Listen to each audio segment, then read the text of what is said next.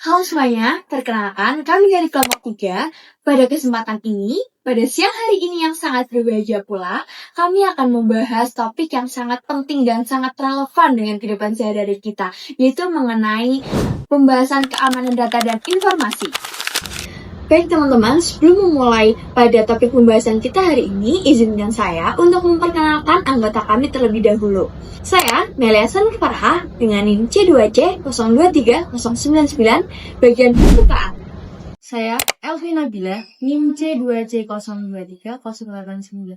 Di sini saya akan menjelaskan bagian pengertian. Saya Muhammad Zainal Fikri dengan NIM C2C023103. Saya akan menjelaskan bagian jenis ancaman data. Saya Agassi Cita Wulandari dengan NIM C2C023095. Di sini saya akan menjelaskan bagian kasus nyata. Saya Triana Monimania, NIM C2C023083. Di sini saya akan menjelaskan tentang sanksi dan pencegahan.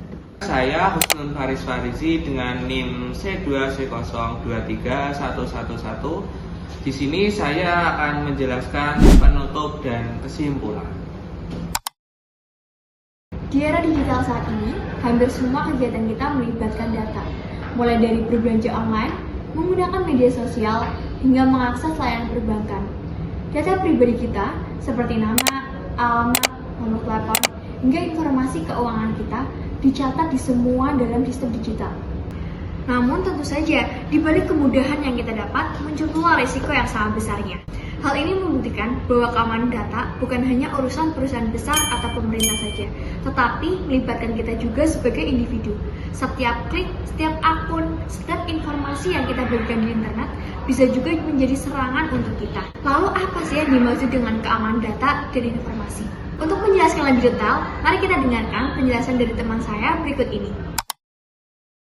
Jadi gini, keamanan data itu simpel banget artinya. Gimana caranya biar data kita nggak gampang diakses atau dipakai orang yang nggak berhak?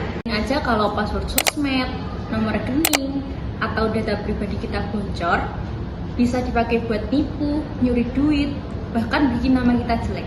Makanya, keamanan data itu bukan cuma penting buat kita pribadi, tapi juga buat perusahaan sampai negara. Soalnya, sekali data diretas, kerugian bisa gede banget.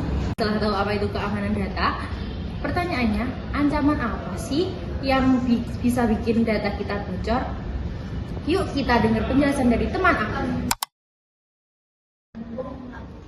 Baik, selanjutnya di sini saya akan menjelaskan mengenai jenis-jenis ancaman data, yaitu tindakan atau yang dapat merusak atau memodifikasi atau menghapus data-data dari informasi kita. Nah, beberapa dari jenis ancaman data yaitu yang pertama ada ancaman terhadap kerahasiaan, yaitu segala bentuk resiko yang bisa membocorkan atau mengekspos informasi yang seharusnya hanya diketahui oleh pihak tertentu atau pihak kita yang dapat meretasnya.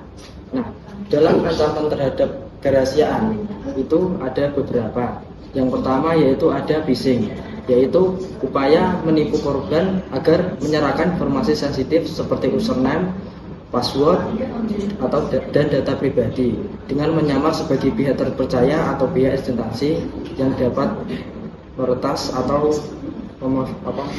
mencuri data-data kita seperti bank, layanan, atau rekan kerja. Untuk contohnya, yang pertama itu akan mengirimkan email atau WA atau website pesan yang meniru lembaga terpercaya untuk memancing korban agar memasukkan username, password, atau data diri kita.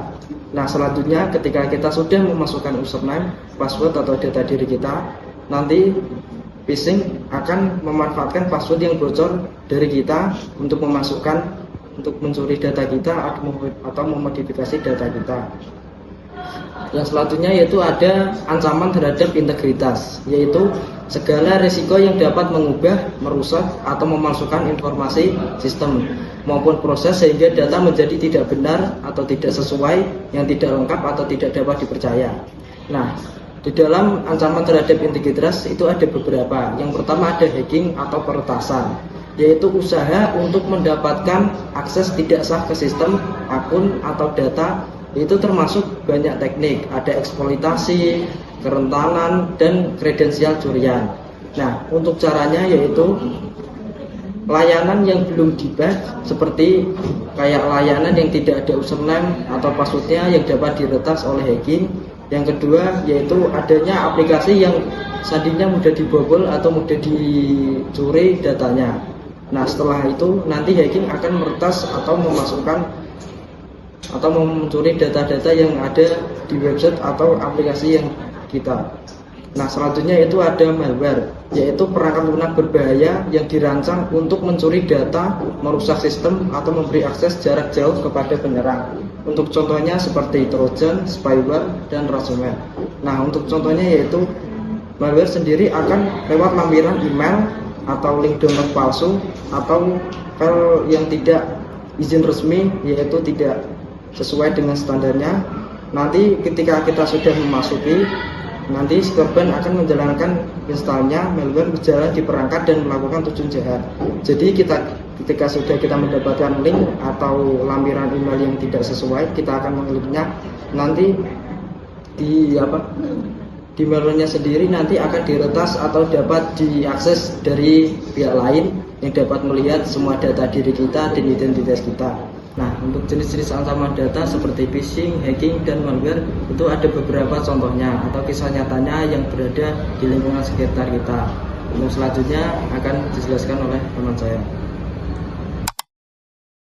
Baik, di sini saya akan memberikan contoh kasus nyata tentang keamanan data yang pernah terjadi. Kalian pernah dengar tentang kebocoran data Tokopedia di tahun 2020 nggak sih? Nah, jadi pada tahun itu telah dilaporkan lebih dari 90 juta data pengguna itu bocor dan dijual ke forum gelap.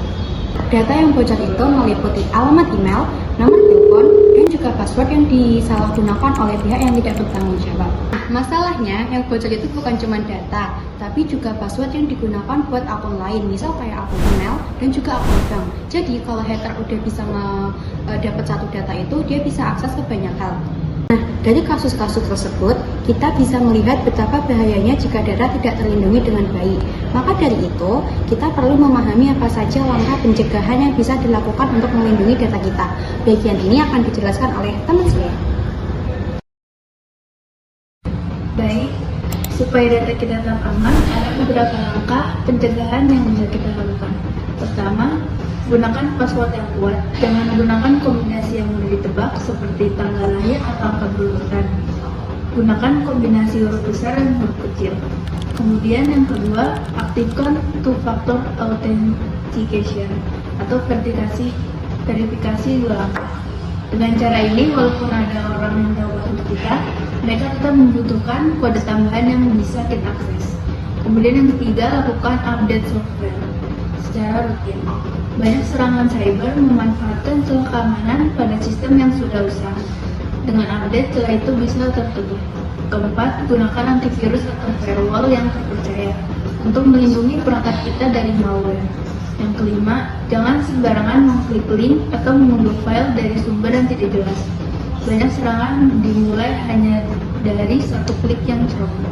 Yang terakhir, selalu jaga kerahasiaan data pribadi. Jangan mudah membagikan informasi penting di internet. Selanjutnya akan dijelaskan oleh teman saya. Data adalah aset yang berharga dan ancaman terhadap keamanan data bisa datang kapan saja. Ada banyak jenis ancaman mulai dari phishing, terus hacking, malware, bahkan hingga kasus kebocoran data besar yang merugikan banyak orang. Namun dengan langkah-langkah pencegahan yang tepat seperti penggunaan password yang kuat, kemudian verifikasi dua langkah, dan kebiasaan menjaga kerahasiaan informasi, kita bisa mengurangi resiko dan menjaga data kita tetap aman. Sekian penjelasan dari kami, kurang lebihnya mohon maaf. Terima kasih. Wassalamualaikum warahmatullahi wabarakatuh.